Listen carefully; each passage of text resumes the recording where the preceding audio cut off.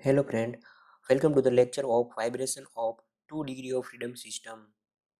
In this lecture, we'll try to understand what is a 2 degree of freedom system and we'll discuss some of the real life system that can be modeled as 2 degree of freedom system.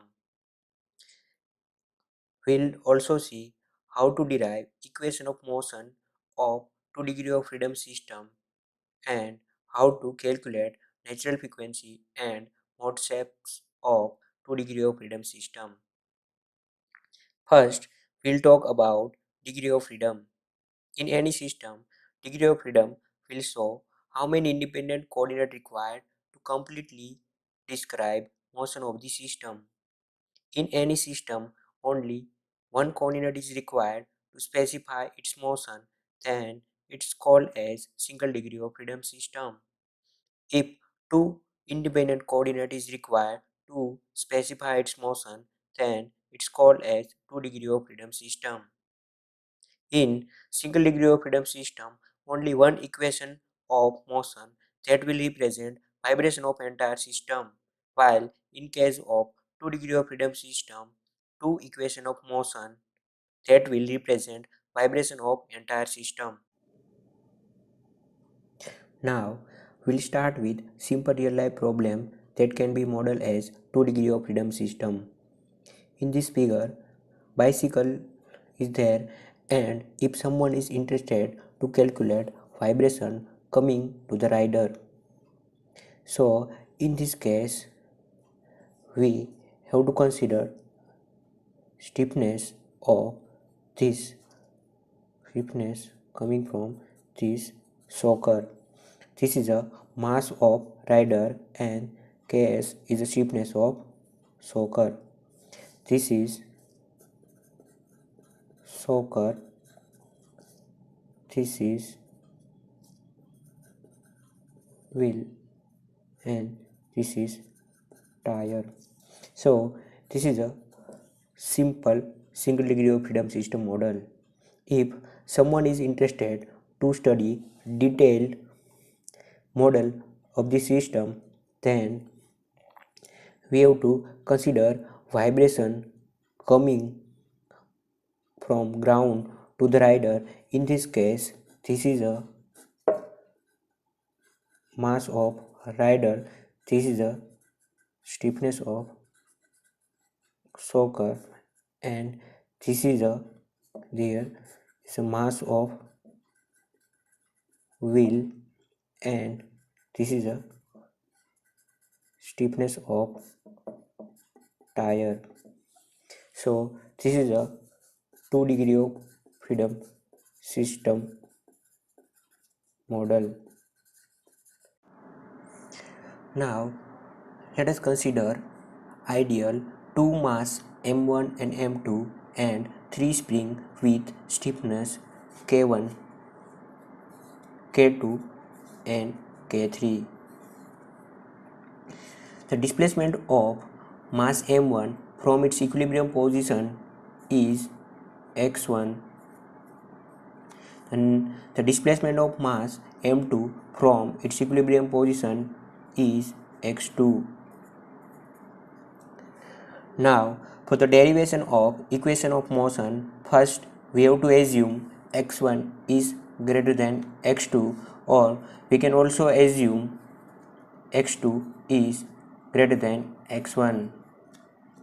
If we'll assume x1 is greater than x1, its meaning is that if we are displacing mass m1 and due to the displacement of mass m1, displacement also produced in mass m2. If we'll assume x2 is greater than x1, its meaning is that if we are displacing mass m2 and due to the displacement of mass m2, also displacement produced in mass m1. By both the assumption, we will get same equation of motion. Now, taking any of the assumption, we can derive equation of motion. Here, we will assume x1 is greater than x2. Before deriving equation of motion, we have to draw free body diagram. Before deriving equation of motion, we have to take any of the assumptions. Here, I am taking x1 is greater than x2. Now, before deriving equation of motion, we have to draw free body diagram of system. I am drawing free body diagram of the system for the case of x1 greater than x2. Now, assume I am displacing mass mward toward the downward direction, and due to the displacement of mass mward in downward direction, spring K1 also displaced toward the downward direction. And due to the displacement of spring downward direction, reaction force or spring force will act in upward direction. Also, with the displacement of mass m1 in downward direction, spring K2 also displaces in downward direction and reaction force will act in upward direction. Now, the spring K2 is a common spring for mass m1 and m2. Due to the displacement of spring K2 in the downward direction, it will act force in downward direction on the mass m2, and as mass m2 moved downward direction, spring K3 also move in the downward direction and will produce reaction force or spring force in upward direction on mass m2. Now the spring force is or reaction force is nothing but stiffness of a spring into displacement. Here it's K1 into displacement of mass m1 into x1. Now here the displacement of spring K2 is x1 minus x2 because spring K2 is a common spring of mass m1 and m2, and I have assumed x1 greater than x2. If I will assume x2 greater than x1, then this spring force is K2 into x2 minus x1. Now mass m1 is displaced toward the downward direction, and due to that acceleration of mass m1 is also in downward direction. Now mass m2 also displaced in downward direction, acceleration also in downward direction is x2 double dot. Now we'll write equation of a motion using Newton's second law of motion. As per Newton's second law of motion, mass into acceleration is equal to algebraic sum of all the forces acting on the system. For mass m1, here we are writing m is equal to m1 and acceleration is equal to x1 double dot is equal to this spring forces. Now we have to consider the proper sign of these external forces.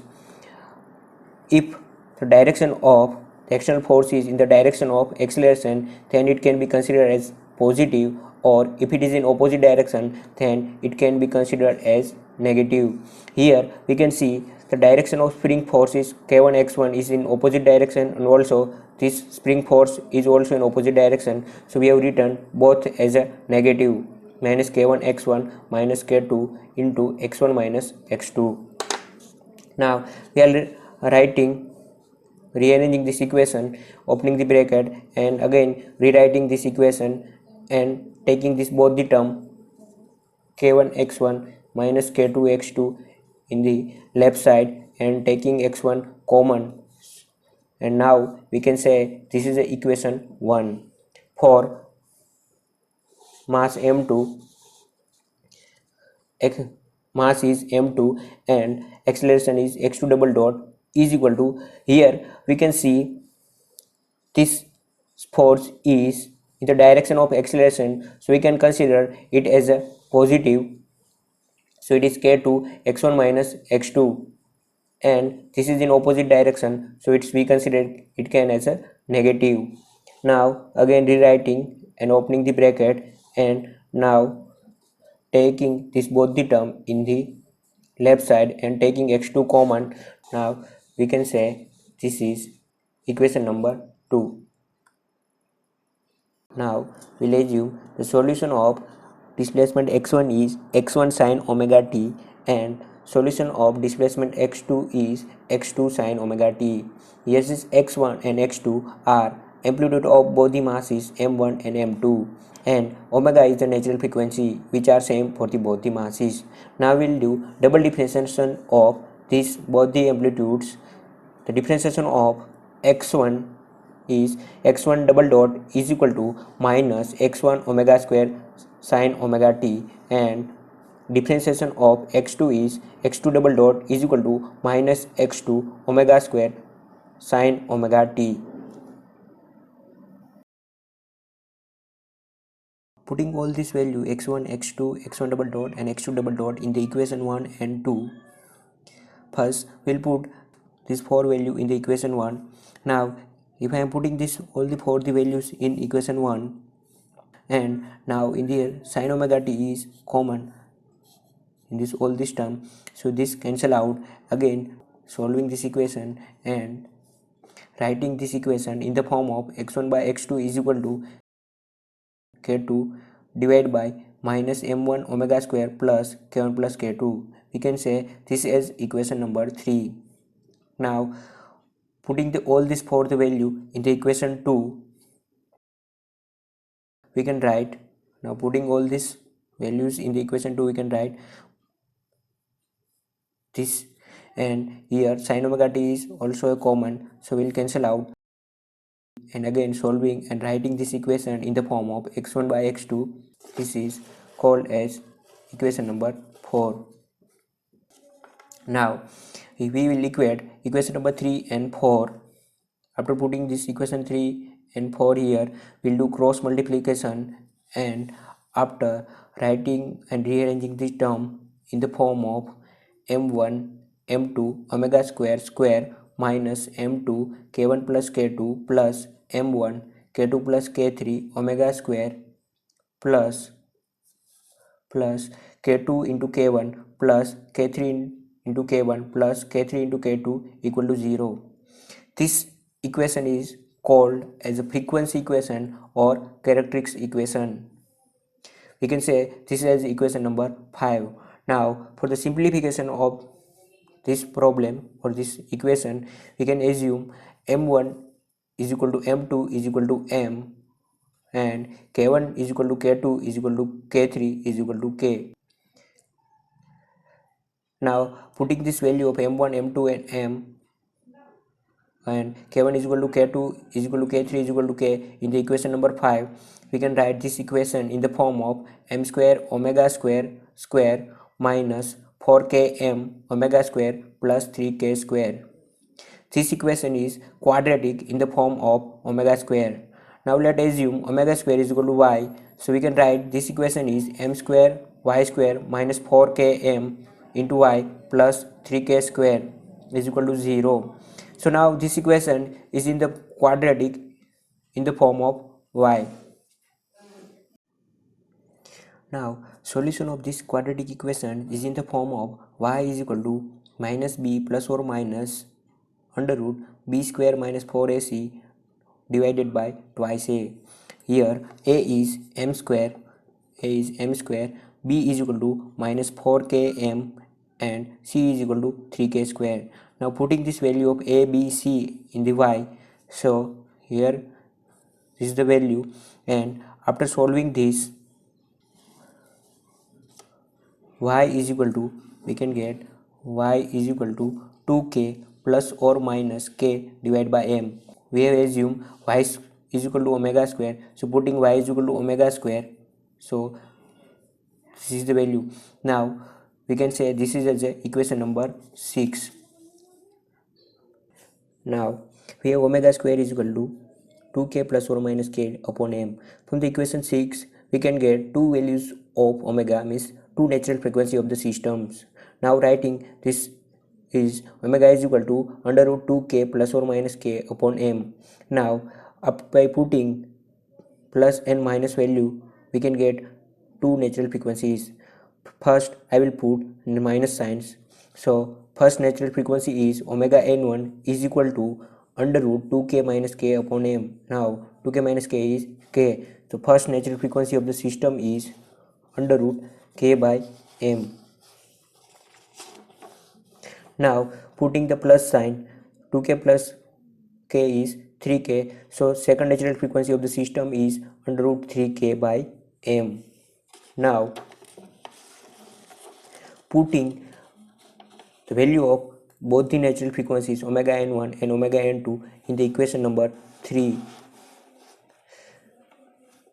and we'll see what is the amplitude ratio.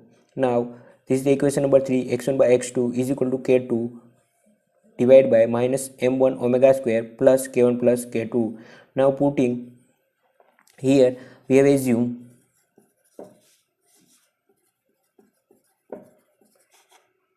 m1 is equal to m2 is equal to m and k1 is equal to k2 is equal to k. So we are writing this equation or this amplitude ratio in the form of x1 by x2 is equal to in this form.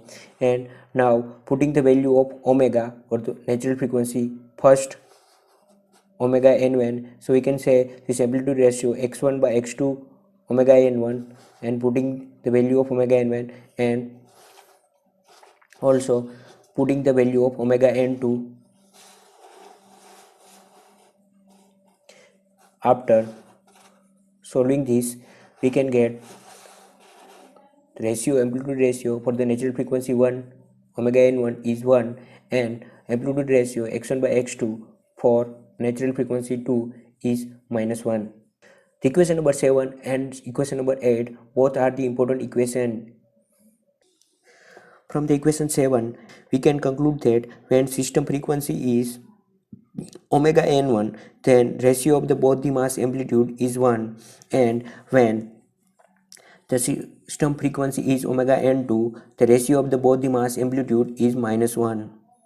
By using this equation number 7 and 8, in next lecture we'll learn how to make mode shape of 2 degree of freedom system.